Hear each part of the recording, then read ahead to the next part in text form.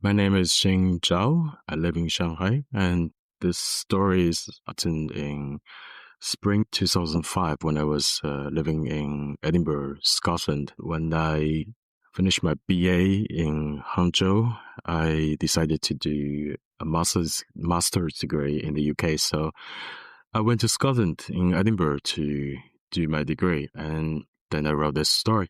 So here it comes. When school is a wonderland. If school is a wonderland, what do you want it to be like? Having only a few classes a week, no exams, and great friends to spend time with. These, I got them all.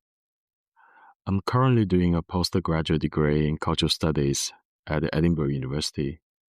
I have only 2 classes a week, 2 essays for each class, no exams, but interesting friends from the program, and lots of nights out for Scottish pints. I live with a trendy black New Yorker who never stops snacking and a small animated Taiwanese man who cooks beautiful dinners in a crappy basement-like flat next to the Edinburgh Castle.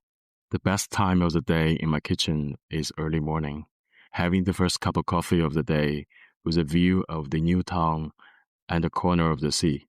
Without being looked at by passing by tourists looking into my window and say, "Hey, is that a hostel?" I enjoy looking at the people passing my bedroom window through my bamboo blind. And I sometimes read Oscar Wilde at my kitchen table with a cup of Americano, imagining that I'm sitting at a cafe with huge floor-to-ceiling windows. The class that I enjoy the most is decadence literature and art in Europe.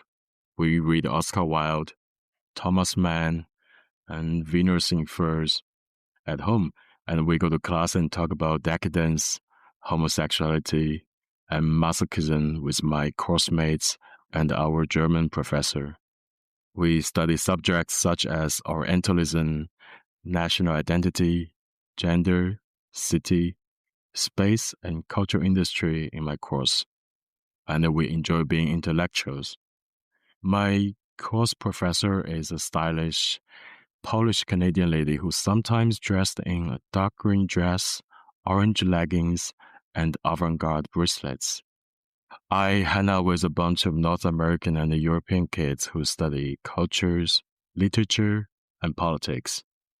We go to a bar called Benneman's on Tuesday nights for the karaoke sessions. We go to the student pub Rush for their cheap pints and free shows of beer bottle throwing fights. We pick out the cheapest wine, from Tesco's to house parties to get drunk. We go to the Latino-centric El Barrio to dance after we're drunk. We would end up at some French party and hear birds chirping when we are heading home in the morning. In Edinburgh, I get long, snowy winter nights that I can read my favorite books in my little warm room. I get long summer days that I see tourists everywhere and hear bagpipers playing all day long. The city itself is like a game. 1 minute it's sunny and the next minute it's hailing. I get out of bed one day and find a parade passing my window. I step out onto the Royal Mile and see the Queen of England in a car. I snap a shot and there's Sir Sean Connery waving at my picture.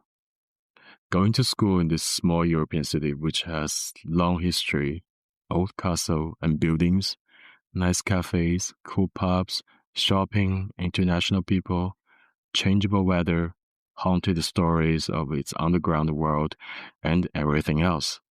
It's like hanging in a wonderland. First of all, thank you so much, Sheng, for inviting us into your 2005 world. Having just finished that post, what is your immediate reaction?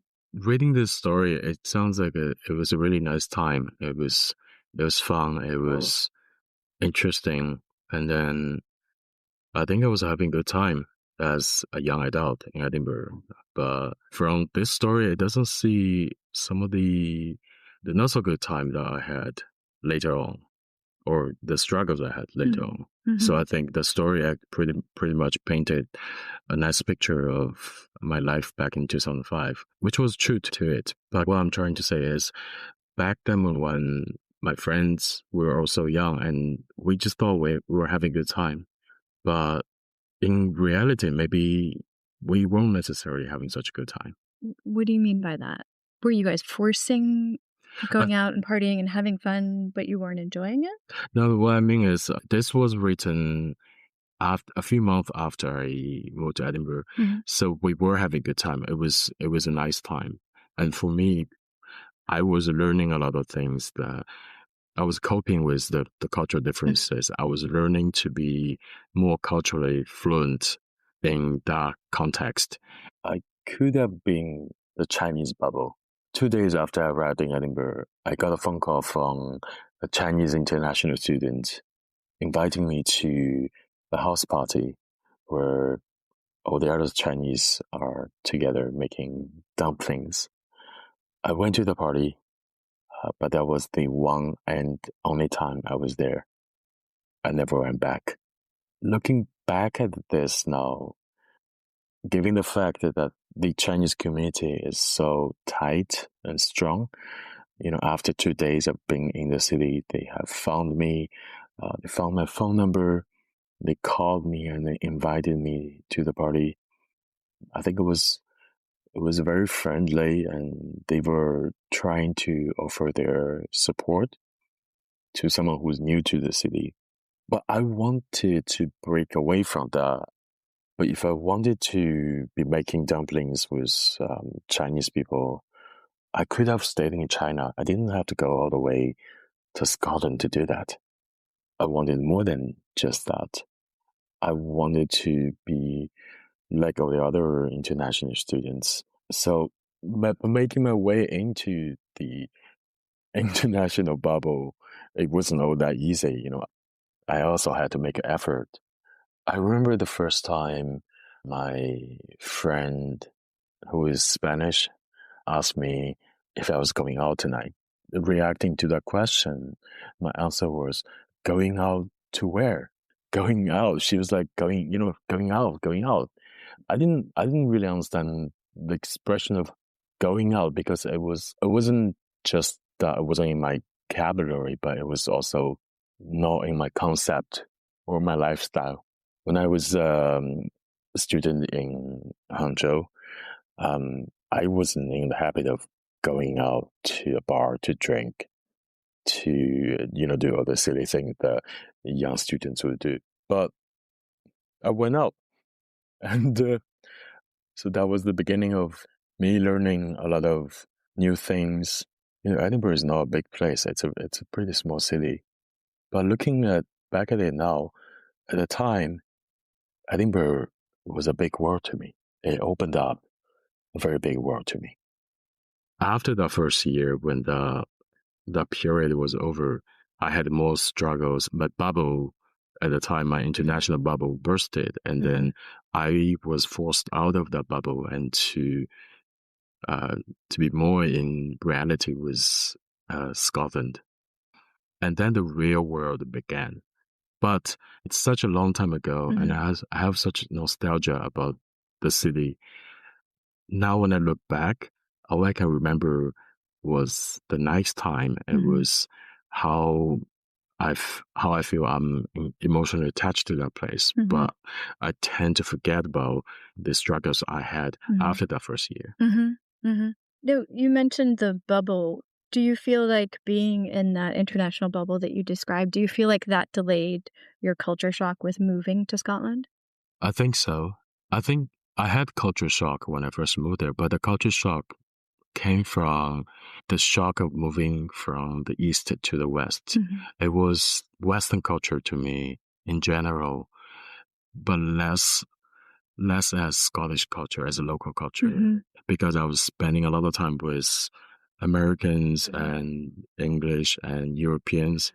So it was more of a more general Western culture to me at the time to adapt to and to learn about.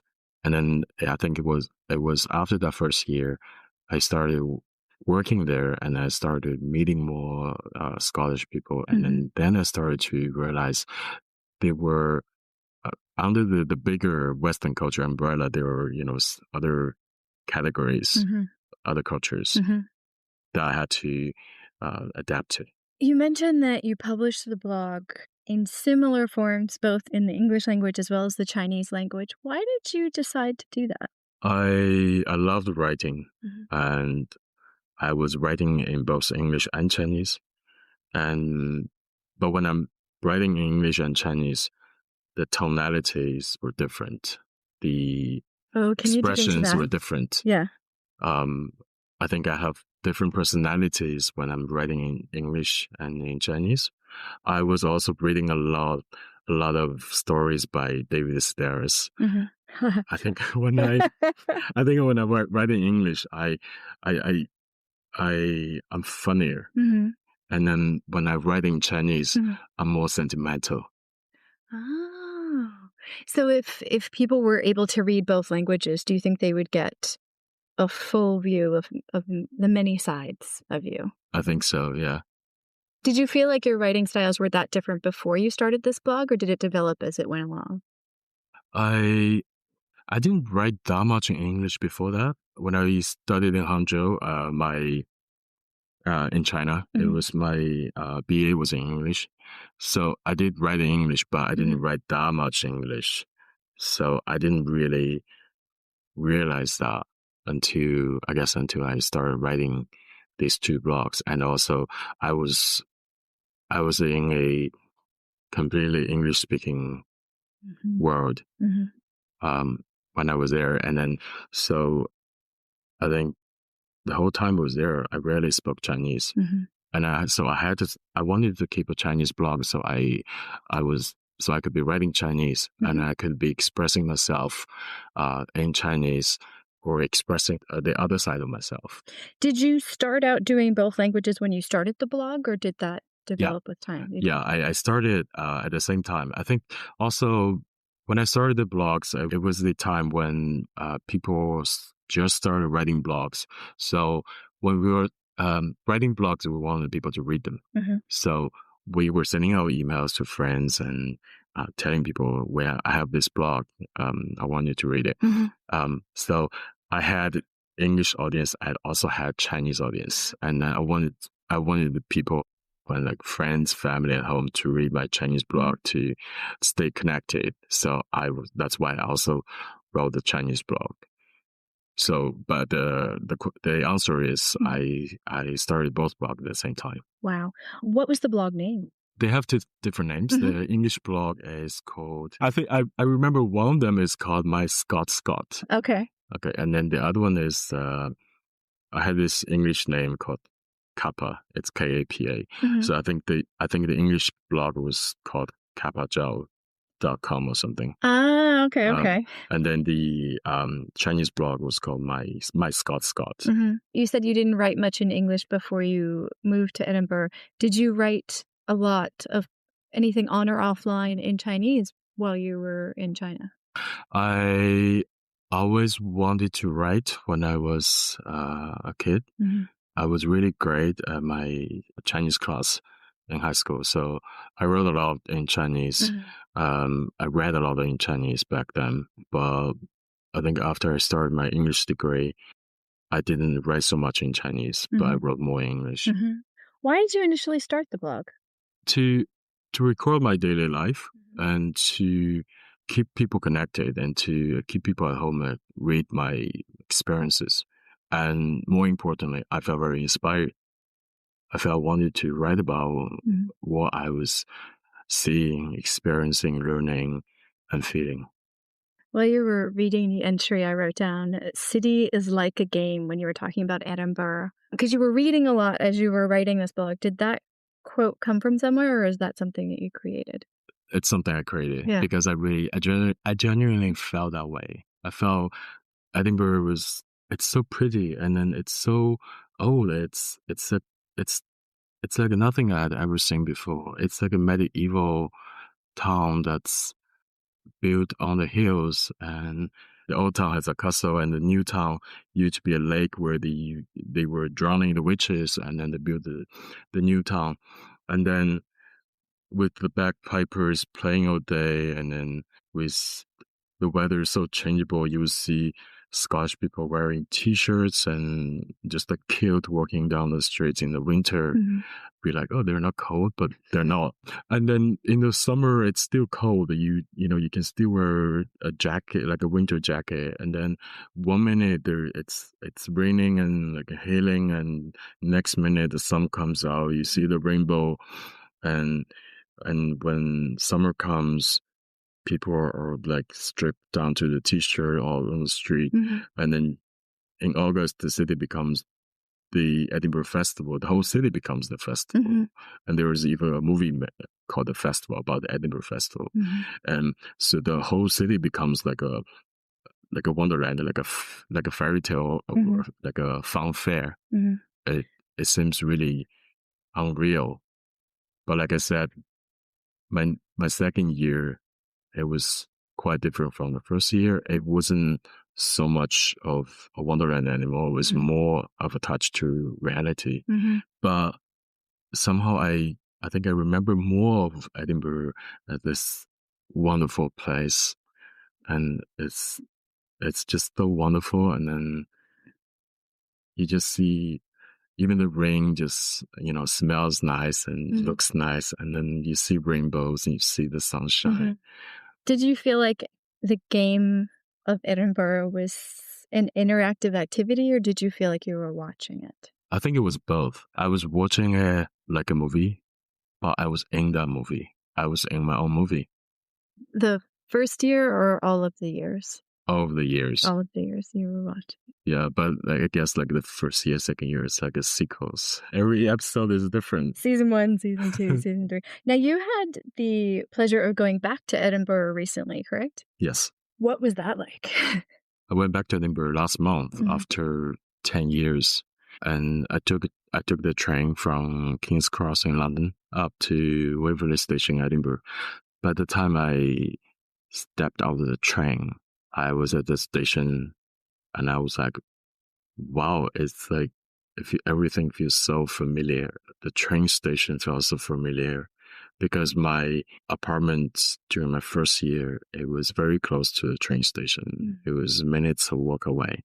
And then I walk out of the train station.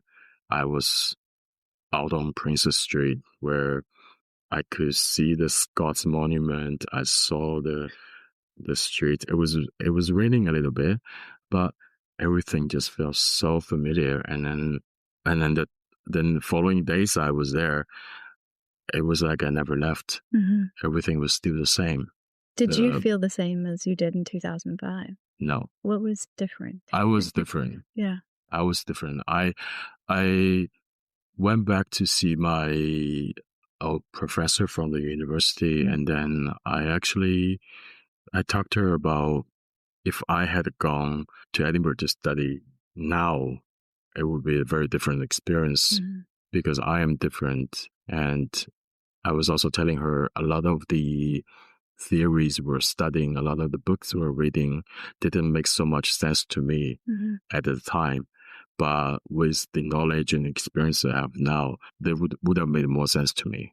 And I would have understood better. And she also mentioned that she said, "Oh, you wrote a paper. You wrote your dissertation on Lonely Planet, on backpacking." I was like, "Yeah, but if I done this now, the subject would have been different. I wouldn't have written about Lonely Planet. Interest would be different." For international students, what do you think can be done to help with that transition so that they can focus or understand their studies more?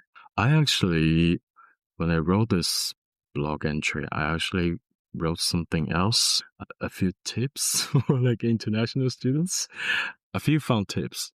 Do not have an incredibly high expectation of improving your English within your 1 year stay in this country.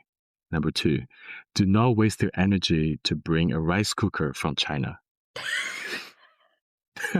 Toaster oven from the US to anywhere else. Yeah, go ahead.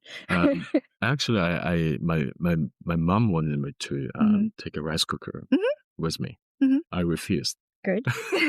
I ended up cooking my rice in a microwave Microwave rice or just regular rice in a microwave? Regular rice in the microwave. Oh, I didn't know you could do that. You can do that, yeah. You just put the rice in and, like water and put that in the microwave. Does it taste good? Not as good as rice cooker. Right, of course, yeah. But I also learned to cook rice in, just in a pot. Right. Just to boil the rice. Sure. But... Are you telling me they didn't have rice cookers in Edinburgh? No. What? They don't sell that. Savages! Sorry, Scottish folks, but really? At the time, at least at the time, they didn't sell that. Right. I also remember when I left Edinburgh, I left most of my belongings at my friend's house. Yeah. So everything was packed there. And then because I hadn't gone back, so my friends actually took out my rice cooker and they used it. Mm-hmm. They're not Chinese, but they were like, they thought rice cooker was pretty functional for cooking other stuff. Oh, yeah. You can cook a lot in a rice cooker. Yeah. So they actually used that. Yeah. We've cooked pancakes, omelets, soup. I've made all kinds of things in rice cookers. Yeah. So that rice cooker actually was brought to Edinburgh by my mom when she came to visit. She decided to bring really rice wanted cooker. To have a rice cooker. Yeah. And an MSG actually. Let's keep going with this list. So 3, do not only hang out with your fellow Chinese, try to be as international as other students are. 4, do have an open mind to experience everything. The next one is to learn to enjoy pubs in Europe. It's part of the culture. And the next one is do hang out with local and international people. Do a lot of traveling. Cheap flights in Europe can be found on Ryanair.com and EasyJet.com. And the next one is be independent, be brave. There is nothing to fear of. To be a proud Asian prince/princess and show your startling Asian beauty. Do watch the weird British television if you can afford a TV license. Okay, the last one is good Chinese food is in London, Paris, and Barcelona, but please try French and Spanish food rather than Chinese. I think that could be good tips for anybody, whether they are Chinese or not. Exactly. It's as fun as the international bubble that you talked about is to be in and to experience people from many different cultures. It's also important to know where you are, to be in the local culture too. Yeah, definitely. Yeah. You mentioned that you were in that international bubble the first year and the second, third, and fourth year. Did you go back and forth between the two, or were you mostly just in the local culture? I was mostly in the real world. Yeah. After I finished my studies there, I wanted to stay there. Mm-hmm. And so I wanted to get a job and start making money. But I ended up doing lots of odd jobs and not so decent jobs. That I actually remember. I remember 2 books I read. One is the novel called One Day. I don't know if you've read it. It's part of the story set in Edinburgh. This girl, she's graduated from Edinburgh. Mm-hmm. She wanted to be a writer, but she ended up moving to London and working in a Mexican restaurant as a waitress. I also remember reading another book. It's called Later Life. It's a really long novel, but it talks about the one thing that people have in common when they move to New York City is their ambition. But a lot of the people, they end up doing lots of crappy jobs in the beginning. So I worked in a pub. I worked in a Moroccan restaurant. I worked in a Chinese restaurant. I worked at Starbucks. I also worked at the Edinburgh Festival. So for the following years, I was more in the reality. Let's wrap this up with just anything that crosses your mind of final thoughts on this blog entry, either the initial description or the tips that you're giving other folks when they study overseas. Any final thoughts on either one of those? When I was in Edinburgh last month, I walked by a lot of places that I had memories of. And I would take pictures of these places and send to my friends. The friends who were in Edinburgh with me at that time, because those were the people who would understand the context and my experience the most. Mm-hmm. And To me and then to those friends of mine, Edinburgh really meant a lot to us. It meant a place where we lived as a young adults, a process of growing up, and big chunk of time when we were really young and trying to find our place in the world. And that place remains a spiritual home to me.